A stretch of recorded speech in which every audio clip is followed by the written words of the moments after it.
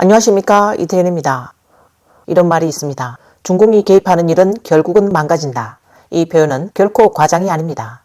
중공당국은 2025년 9월 1일부터 새로 생산되는 모든 전기 자전거가 이른바 신국표, 즉 새로운 국가표준에 반드시 부합해야 한다고 규정했습니다. 이어 오는 12월 1일부터는 이 기준을 충족하지 못한 전기 자전거의 판매를 전면 금지한다고 밝혔습니다. 이른바 신국표란 전기 자전거에 적용되는 새로운 국가 기준으로 최고 설계 속도를 시속 25km 이하로 제한하는 내용을 핵심으로 하고 있습니다. 이에 한 네티즌은 관련 영상에서 새 국가 기준에서 전기 자전거가 안고 있는 여러 비합리적인 문제점을 유머스러하게 짚어내며 강하게 비판하기도 했습니다.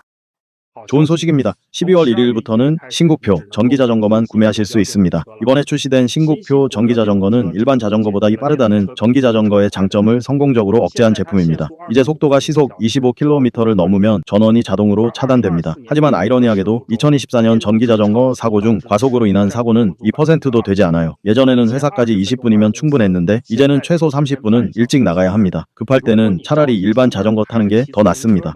12월 1일부터 신국표, 즉 새로운 국가표준의 전기자전거에 대한 강제 집행이 본격적으로 시작됩니다. 규정을 지키지 않는 구형 전기자전거는 전면적으로 판매가 금지됩니다. 그렇다면 신국표란 무엇일까요? 가장 핵심적인 특징은 차량 외장에 사용되는 비금속 부품에 대한 엄격한 규제입니다. 구체적으로는 차량 전체 중 플라스틱 부품의 비율이 총 중량의 5.5%를 넘으면 안 되며, 이는 곧 차체, 머드가드, 측면 커버 등 기존의 플라스틱 부품을 금속 재질로 교체해야 한다는 의미입니다. 또한 모든 신국표 전기자전거에는 북두 위치 추적 시스템의 탑재가 의무화됩니다. 이게 바로 요즘의 신국표 전기자전거인가요? 의자는 딱딱한 스펀지 소재로 되어 있어 가볍긴 하지만 단단해서 장시간 주행 시 허리와 엉덩이에 큰 부담을 줍니다. 더 난감한 건 이 의자가 거의 공공 벤치 수준이라는 점이에요. 잠깐만 방심해도 분실될 수 있을 정도로 쉽게 분리됩니다. 디자인 역시 크게 단순화되었습니다. 등받이는 없고 동승자 탑승도 불가능하며 수납 공간조차 협소해서 헬멧이나 우비 같은 필수품도 손에 들고 다녀야 하는 실정입니다. 그리고 사람들이 가장 많이 불평하는 부분은 역시 속도 제한입니다. 시속 25km 제한은 전기자전거와 일반 자전거의 차이를 점점 무의미하게 만들고, 오르막길에서는 아예 내려서 밀고 가야 하는 경우도 생깁니다. 게다가 배터리 지속시간도 짧아서 일상적인 출퇴근만 해도 배터리 방전 불안을 피하기 어렵습니다. 최근 며칠 동안 신국표 전기 자전거에 대해 네티즌들의 불만이 매우 큽니다. 그 불만의 핵심은 다음 4가지입니다. 첫째, 수납 공간이 부족하고 어디 있는지도 안 보입니다. 도대체 수납 공간이 어디에 있는 건지 모르겠습니다. 둘째, 어린이용 좌석이 없습니다. 아이를 태우고 싶어도 어디에도 그런 장치가 보이지 않습니다. 셋째, 오르막길 주행 속도가 너무 느립니다. 어떤 사용자의 경우 시속 9km밖에 나오지 않아 거의 거북이처럼 느리다고 합니다. 넷째, 가격이 서민적이지 않습니다. 이전에 전기 자전거는 약 2,000위안 정도였는데 지금 신국표 차량은 3,000에서 4,000위안까지 올라갔습니다. 이 가격은 일반 서민들이 감당하기 어려운 수준입니다. 네티즌들은 이에 대해 다카이치 시나에가 이걸 보면 오히려 자신감을 더 얻을 것 같다. 과속하면 전원이 차단된다고요? 도대체 어느 천재가 이런 설계를 한 겁니까? 만약 도로 한가운데서 갑자기 전원이 꺼져 사고라도 나면 그 책임은 누가 지나요? 전기 자전거 제조사입니까? 라는 반응을 보였습니다. 또 다른 네티즌은 한 장의 사진을 올리며 저는 이렇게 아이를 데리고 다닙니다. 정말 쉽지 않습니다. 라고 말했습니다. 신국표 전기자전거는 설계 자체에 여러 불합리한 요소가 많다는 이유로 네티즌들의 집중적인 비판을 받고 있습니다. 우선 뒷좌석이 없어 아이를 태울 수 없고 헬멧을 보관할 공간도 마련되어 있지 않습니다. 시트는 쉽게 분리되는 구조라 도난 위험이 크다는 지적이 나옵니다. 또한 새 기준에 따라 차량 전체 무게는 55kg을 초과할 수 없도록 제한되어 있어 제조사들은 무게를 줄이기 위해 바구니나 트렁크를 아예 제거해버린 경우가 많습니다. 이로 인해 헬멧, 비옷, 충전기 등을 보관할 공간이 사라졌고 장을 보거나 짐을 싣는 것 역시 크게 불편해졌습니다. 여기에 더해 안전을 위한 설계라는 명목으로 최고 속도는 시속 25km로 제한되었고, 이를 초과할 경우 전원이 자동으로 차단되는 시스템이 적용되었습니다. 그러나 실제 사용자들의 증언에 따르면 오르막길에서는 출력이 크게 부족해지고 경사가 조금만 있어도 전기 자전거가 제대로 움직이지 않아 결국 내려서 밀고 올라가야 하는 상황이 자주 발생한다고 합니다. 또한 자전거 좌석 길이 역시 35cm를 초과할 수 없도록 제한되어 있어 신형 전기 자전거 대부분은 1인용 단일 좌석 구조를 채택하고 있습니다. 그 결과 부모들이 아이를 태워 등 하원시키려 해도 보조 좌석을 설치할 수 없어 아이를 앉힐 공간조차 없는 현실적인 문제가 발생하고 있습니다.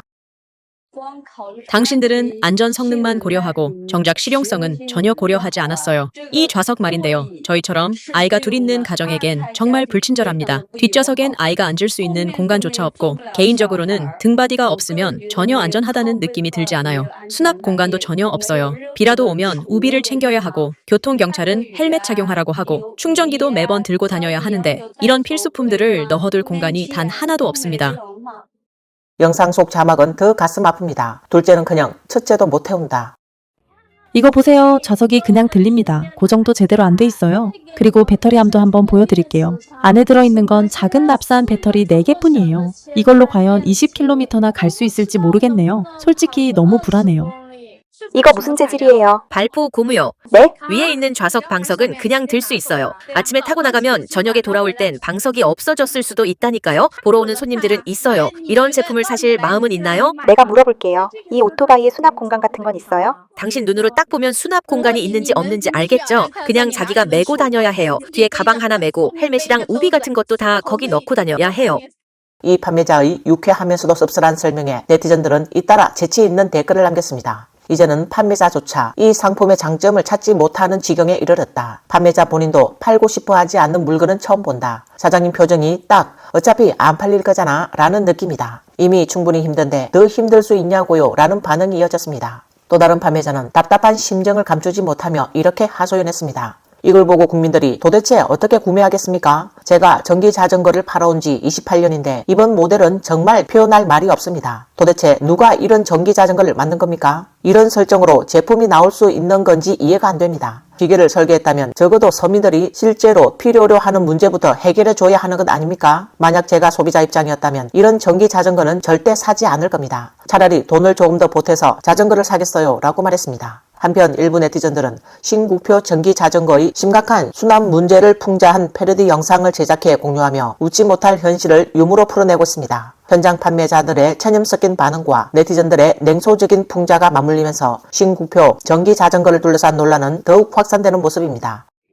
충전기는 마대자루에 넣고 우비도 마대자루에 넣고 헬멧도 마대자루에 넣고 전기 자전거 뒤에 걸면 충전기든 헬멧이든 다 보관할 때가 생기는 거죠. 이 영상은 전기 자전거를 잠근 뒤 어떻게 해야 그나마 안심할 수 있는지를 보여주고 있습니다. 자전거에서 바로 떼어갈 수 있는 물건들을 하나하나 모두 챙겨 들고 나서야 비로소 마음이 놓인다는 것입니다. 이와 관련해 네티즌들 사이에서는 비판과 냉소가 잇따르고 있습니다. 일부 네티즌들은 또 어느 집 도련님이 책상 앞에서 창업 아이디어를 낸 건가, 이 기준을 설계한 사람은 평소 전기 자전거를 타보기는 했는지 궁금하다며 정책 결정 과정 자체를 문제 삼았습니다. 또 다른 네티즌들은 보다 직설적인 의혹을 제기했습니다. 공유 전기 자전거 재고가 너무 많이 쌓이니까 대기업이 자금을 풀고 영향력 있는 인사들을 동원해 기준을 이렇게 바꾼 것 아니냐는 주장입니다. 현실과의 괴리를 지적하는 목소리도 이어졌는데요. 한 네티즌은 그 전문가들에게 이 신국표 전기 자전거를 타고 한 달만 출근해 보라고 해보라며 트렁크도 없는데 충전기, 우비, 헬멧은 어떻게 들고 다닐 것이며 시속 25km를 조금만 넘겨도 전원이 차단되고 언덕은 올라가지 못하고 내리막에서는 중간에 갑자기 멈춰 오히려 더 위험해질 수 있다고 지적했습니다. 이처럼 신국표 전기 자전거를 둘러싸고 현실적인 사용 환경을 전혀 고려하지 않은 설계와 현장과 동떨어진 정책 결정에 비판의 목소리는 점점 커지고 있습니다. 또 다른 네티즌은 영상에서 신국표 전기 자전거를 직접 살펴본 뒤 느낀 당혹감을 이렇게 전했습니다. 그는 올해 새로 나온 신국표 전기 자전거를 보고 정말 멍해졌다며 가장 이해할 수 없는 점은 전기 자전거의 전체 중량을 엄격히 제한하면서도 외관 플라스틱 비중은 5%를 넘기지 못하도록 규정한 기준을 꼽았습니다. 그 설명에 따르면 이 기준은 제조사들에게 사실상 모순적인 선택을 강요하고 있습니다. 배터리 용량을 과도하게 줄이지 않으면서도 신국표를 충족시키려면 전기자전거의 다른 부분에서 무게를 억지로 줄일 수밖에 없고 그 결과 현재처럼 뼈대만 남긴 구멍난 좌석, 즉 털 형태의 시트 같은 기형적인 설계가 등장하게 되었다는 것입니다. 문제는 여기서 끝나지 않습니다. 그는 또 이렇게 지적했습니다. 이 기준은 단순한 부품 조정 수준이 아니라 설계 자체를 완전히 새로 짜야 하는 수준이라며 이에 따라 부품 역시 기존 규격을 사용할 수 없고 부품 공급업체도 전부 새로 찾아야 해서 제조 단가가 크게 상승할 수밖에 없다고 설명했습니다. 결국 이러한 구조 속에서 신국표 전기 자전거의 판매 가격은 과거의 구국표 모델보다 오히려 더 비싸지는 역설적인 결과가 나타났다는 것입니다. 이처럼 비합리적인 설계 기준과 현실을 고려하지 않는 비용 구조로 인해 소비자들 사이에서는 구매를 미루거나 아예 포기하는 이른바 소극적 저항 현상이 확산되고 있습니다. 실제로 일부 판매자들은 지금까지 신국표 전기자전거는 단 한 대도 팔리지 않았다고 토로하며 현장의 체감 경기가 얼마나 냉각되어 있는지를 그대로 보여주고 있습니다. 이 전기 자전거 한 대에 3,799 위안이에요. 맞아요. 사는 사람이 있어요? 지금까지 한 대도 안 팔렸죠.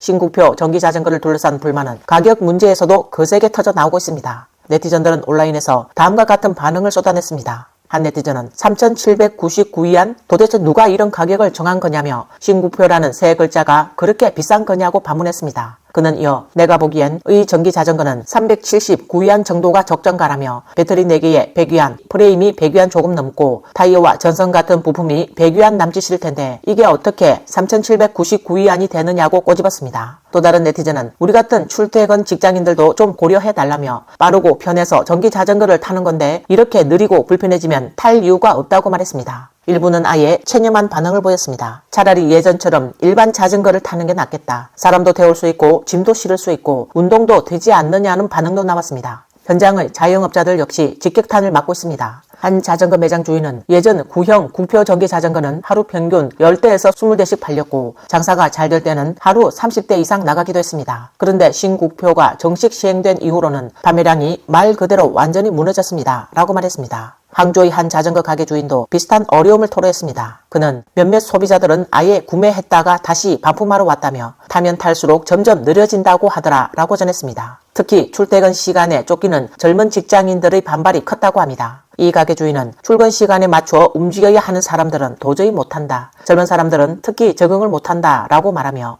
신국표 전기자전거가 실제 생활 리듬과 얼마나 동떨어져 있는지를 지적했습니다. 이에 중공당국은 강경한 입장을 분명히 하며 다음과 같이 밝혔습니다. 국가감찰위원회 전기자전거 강제성 제품 인정관리에 관한 공고에 따라 오는 12월 1일부터 판매되는 모든 전기자전거는 반드시 새로운 국가강제기준 이른바 신국표를 충족해야 하며 기존 구국표 전기자전거는 전면 판매가 금지된다는 것입니다. 중공당국은 이번에 도입된 신국표를 역대 가장 엄격한 전기자전거 국가기준이라고 규정했습니다. 새 기준은 차량의 내화성, 플라스틱 사용 비율, 불법 개조 방지, 제동 성능 등 핵심 안전 항목 전반에 걸쳐 기존보다 훨씬 강화된 기술적 요구 사항을 담고 있습니다. 또한 모든 차량에는 고온 환경에서도 훼손되지 않는 식별 코드를 부착하도록 의무화해 도난 방지와 차량 상태 추적을 보다 용이하게 하겠다는 방침입니다. 이와 함께 배터리팩, 컨트롤러, 속도 제한 장치 등 주요 부품에 대해서도 개조 방지 요건을 대폭 강화했으며 북두위성 위치 시스템과 통신 기능, 그리고 주행 중 안전 상태를 실시간으로 감시하는 동적 안전 모니터링 기능을 필수 사양으로 추가하도록 규정했습니다. 중공당국은 이러한 조치들이 전기자전거의 안전성을 전반적으로 끌어올리고 관리 감독 체계를 강화하기 위한 것이라고 설명하고 있지만 현장과 소비자들 사이에서는 현실을 고려하지 않는 과도한 규제라는 비판의 목소리도 계속해서 커지고 있는 상황입니다.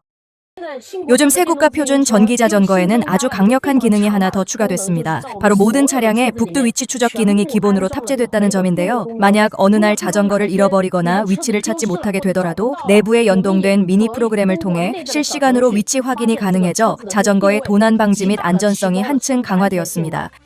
세국가 표준 전기자전거에는 위치 추적 장치가 탑재되어 있어 당신의 모든 이동 경로가 상세히 기록됩니다. 문제는 이 정보가 누구에 의해 수집되고 어떤 목적과 의도로 활용되는지 전혀 알 수 없다는 점입니다. 그래서 저는 강력히 호소합니다. 아이 혼자 전기자전거를 타게 하지 마십시오.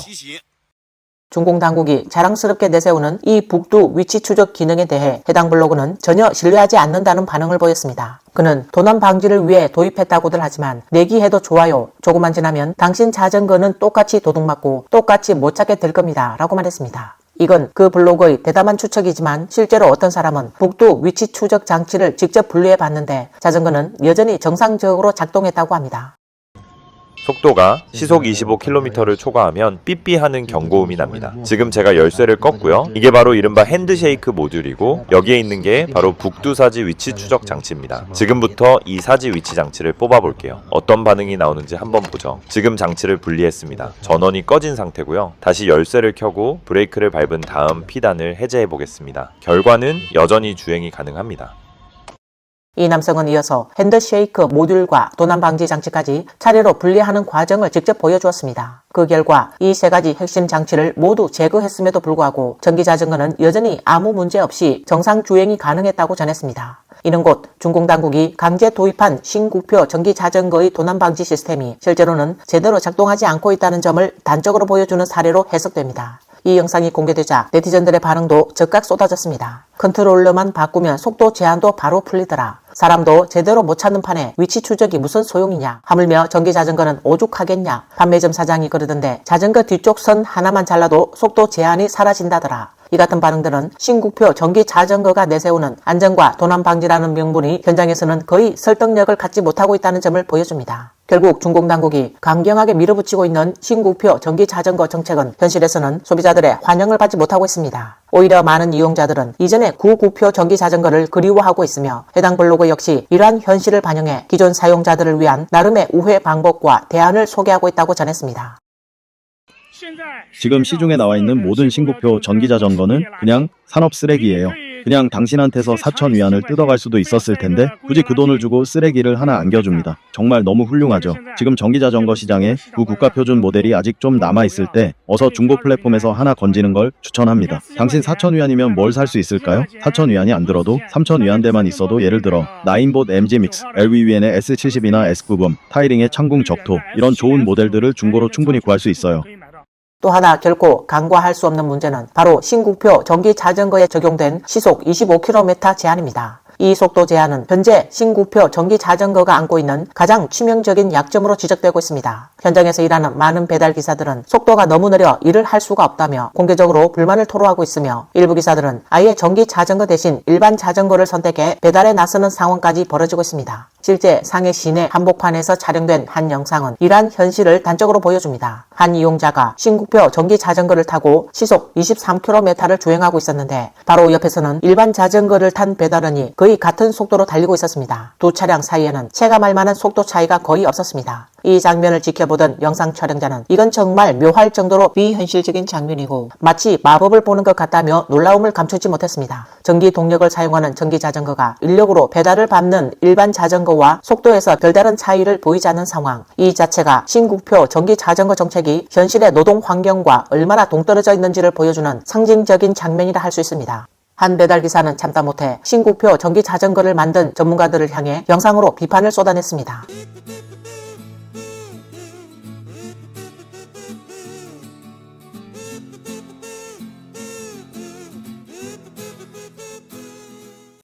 (3억 8천만) 명이 사용하는 필수적인 생활수단입니다. 전기자전거가 대체 무슨 잘못을 했나요? 아니면 이 안에 누군가의 거대한 이권이라도 얽혀있는 겁니까? 하나의 제품이 직접 써보지도 않은 사람들 손에 의해 만들어지더니 이제는 진짜 필요한 사람들은 제대로 쓰지도 못하는 쓸모없는 물건이 되어버렸습니다. 속도도 안 나고 주행거리도 짧고 물건도 못 싣고 사람도 못 태우고 게다가 충전기는 제가 매번 등에 짊어지고 다녀야 하고 헬멧도 손에 꼭 들고 다녀야 하죠. 이렇게 실용성이라곤 눈꼽만큼도 없는 전기자전거를 4천 위안 넘는 가격에 사라고요? 우리가 바보인가요? 호구인가요? 아니면 당신들이 제정신이 아닌 건가요? 이른바 신국표 전기자전거는 실제로 사용하기에 매우 불편하다는 점이 드러나고 있습니다. 그로 인해 자전거로 다시 돌아가자는 목소리도 적지 않게 나오고 있습니다. 어떤 네티즌은 비교 이미지를 올려 중공이 밀어붙인 신국표 전기자전거 정책이 오히려 교통수단의 퇴보를 초래했다며 강하게 풍자하기도 했습니다. 어떤 블로그는 한마디로 본질을 꿰뚫었습니다. 설령 사람들이 대거 자전거로 돌아간다 해도 중공당국은 부추배기를 결코 멈추지 않을 것이라고 말했습니다. 만약 내일부터 모든 사람이 전기자전거를 타지 않고 전부 자전거로 바꾼다면 믿어지세요? 아마 2년도 안 돼서 자전거도 신규 규정이 생길 거예요. 헬멧 착용은 물론이고 번호판 달아야 하고 보험도 들어야 하고 심지어 매년 검사를 받아야 할지도 몰라요. 자전거 벨이 제대로 울리는지까지 교통경찰서에 신고해야 하는 상황이 올 수도 있죠. 자전거 면허 시험도 생겨서 도로에 나가려면 필기 시험도 보고 한 손으로 자전거 타기, 한 손으로 전화 받기 같은 실기 과목도 추가되고요. 게다가 자전거 무게가 15kg만 넘어가도 불합격 차량으로 분류돼서 도로에서 걸리면 바로 압수당할지도 모릅니다. 이 여성 블로그는 여기서 한 걸음 더 나아가 다소 황당하게 들릴 수 있지만 결코 허투루 넘길 수 없는 예측까지 내놓았습니다. 그녀는 앞으로 교통경찰이 길가에 서서 속도 측정기를 들고 있다가 자전거가 시속 12마일, 즉 시속 약 19km를 넘기기만 해도 즉시 벌금을 부과하는 상황이 벌어질 수 있다고 말했습니다. 심지어 그 과정에서 항의조차 제대로 통하지 않을 가능성도 배제할 수 없다고 덧붙였습니다. 그녀는 이 상황을 풍자적으로 이렇게 표현했습니다. 만약 자전거 타는 것조차 제한된다면 나중에는 다들 걸어서 출퇴근하게 될 텐데 그때 가면 보행 허가증이라도 발급받아야 하는 것 아니에요? 겉으로 보면 웃자고 하는 말처럼 들리지만 그녀는 곧바로 과거의 사례를 언급하며 이 풍자가 결코 허구가 아니라고 지적했습니다. 몇 년 전까지만 해도 도시 곳곳을 누비던 오토바이들이 어느 날 갑자기 자취를 감췄고 명절을 앞두고까지 멀쩡히 다니던 3륜차 역시 단 한 번의 금지 선언 이후 실제로 사라졌다는 것입니다. 그리고 이제 그 규제의 대상이 전기 자전거로까지 확장되고 있다는 점을 강조했습니다. 이 발언은 결국 중공이 반복적으로 보여온 부추배기의 본질을 정확히 짚은 비판이라 할 수 있습니다. 오토바이든 3륜차든 구형 전기자전거든 그리고 지금의 신국표 전기자전거까지 이 모든 것은 정책의 이름을 달고 반복되어 온 부추배기의 대상일 뿐이라는 주장입니다. 물론 중공당국은 이미 소비자가 구매한 전기자전거를 강제로 퇴출시키지는 않겠다고 공식적으로 밝혔습니다. 그러나 동시에 지방정부에는 구형 전기자전거 교체 보조 정책을 적극 활용해 교체 속도를 높이라는 지침을 하달한 것으로 알려졌습니다. 이에 한 네티즌은 이미 가속화라는 말이 나온 이상 강제가 아니다 라는 표현은 결국 강제에 가까운 자발적 교체로 변질될 가능성이 큽니다. 왜냐하면 이 모든 정책의 최종 목적은 결국 국민의 지갑에 손을 대는 데 있기 때문입니다. 라고 날카롭게 지적했습니다. 최근 중국 사회에서는 이러한 방식에 과거처럼 쉽게 납득하거나 그대로 받아들이는 분위기는 점차 사라지고 있습니다. 중공 당국이 수차례 걸쳐 반복해온 이른바 부추배기 정책의 경험 속에서 많은 사람들은 자신의 현실적인 체험을 통해 중공이 과연 서민을 어떤 시선으로 바라보고 있는지를 점점 더 분명하게 인식하게 되었습니다. 아무리 이민을 위한 봉사를 내세우고 강조하더라도 이 이면에 자리한 실제 태도, 국민을 보호해야 할 대상이 아니라 언제든 부담으로 전가하거나 수탈할 수 있는 존재, 즉 또다시 부추로 바라보는 시선은 이제 더 이상 숨길 수 없는 단계에 이르렀다는 평가가 나오고 있습니다. 오늘 뉴스는 여기까지입니다. 시청해주셔서 감사합니다.